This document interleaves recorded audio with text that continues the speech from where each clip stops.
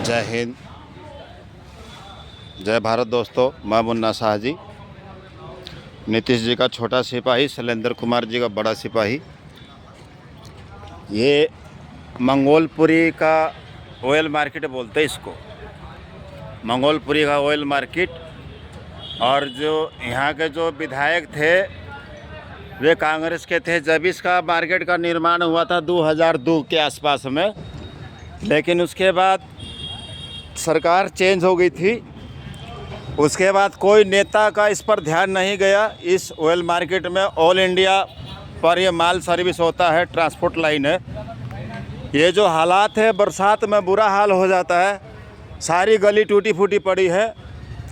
और यहाँ पर कोई नेता नहीं आया है कि जिसका समस्या का समाधान ले और इसका कोई मुद्दा उठाए।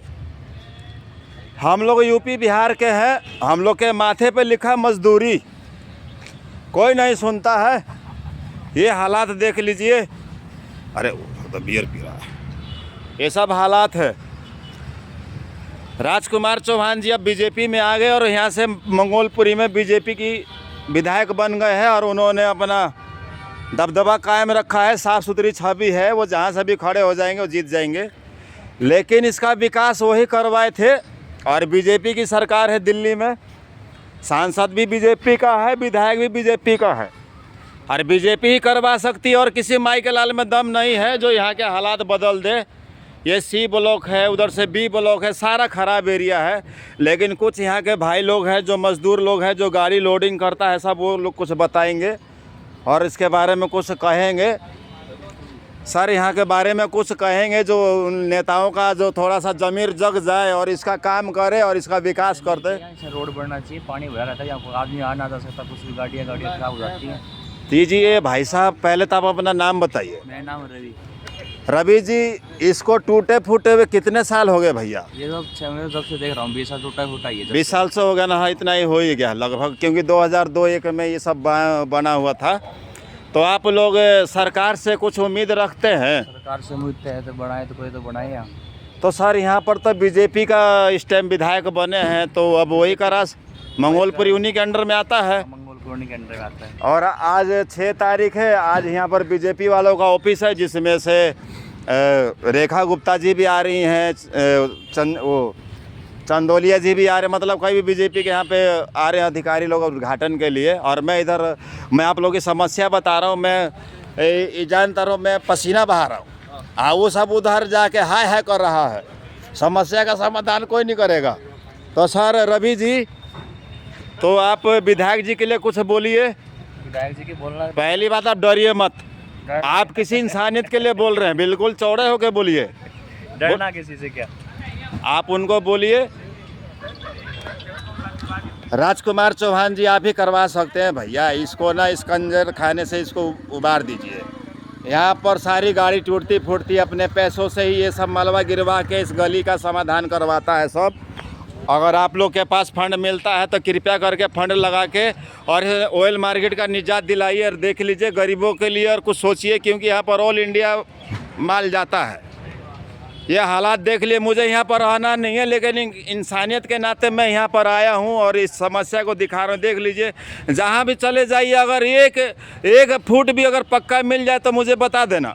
1 फुट भी यहाँ पक्का नहीं है, सब कच्चा ही कच्चा है। ये लोग खुद ही ट्रांसपोर्ट वाले बेचारे मलबा मंगवा के ये सब जैसा इनका गुजारा होता कर रहा है। बाकी यहाँ पर कोई माई के लाल में इतना दम नहीं है। 10 साल यहाँ पर आम आदमी पार्टी रही, उसने तो एक ईंटें नहीं लगाया है। और ये हालात देख लीजिए, मैं कोनो झूठ नहीं बोल रहा हूँ।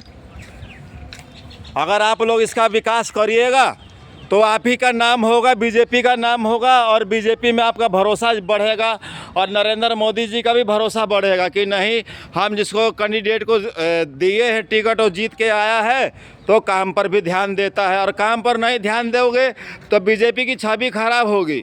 और जिस तरीके से केजरीवाल जी हड़बड़ा के आए, हड़बड़ा के चले गए, इसी प्रकार से कहीं बीजेपी ना चली जाए, क्योंकि 27 साल बाद इनको मौका दिया है और मंगोलपुरी में पहली बार जीता है।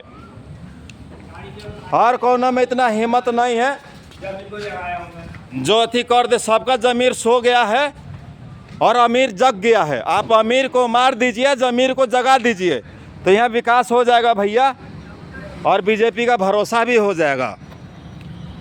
अगर ये एरिया बिहार में होता तो नीतीश कुमार जी से कहलवा के कब का ही करवा दिया होता। लेकिन हमारा बिहार दिल्ली में कोई सरकार नहीं है और कोई ना यहाँ का कोई पार्षद है, ना विधायक है, ना सांसद है। एक मैं ही हूँ, या हमको सांसद समझिए, चाहे विधायक समझिए और चाहे पार्षद समझिए, लेकिन नाम के हैं, मेरे पे कोई पद नहीं है। हम गरीब ज़रूर हैं लेकिन बदनसीब नहीं है। गरीबी में पैदा होना गुनाह नहीं है, लेकिन गरीबी में मरना वो गुनाह है। हम लोग यूपी बिहार के हैं, माथे पे ऐसी मजदूर लिखा रहता है। आप लोग को बोलने के लिए बहुत चीज़ है, लेकिन कह नहीं सकते हैं। कहने का तो बहुत चीज़ है। नीतीश जी का छोटा सिपाही, शैलेंद्र कुमार जी का बड़ा सिपाही, पूरा सुल्तानपुरी में उड़ता हुआ तीर मैंने ही ले रखा है और किसी माई के लाल में दम नहीं है जो ले ले। जय हिंद, जय भारत। अगर हम जैसे यहाँ पर आ जाएंगे तो इसका तो दशा दिशा सुधार देंगे, लेकिन आने नहीं देगा। आने भी मत देना, नहीं तो बहुत जल्दी सुधार करेंगे। जय हिंद।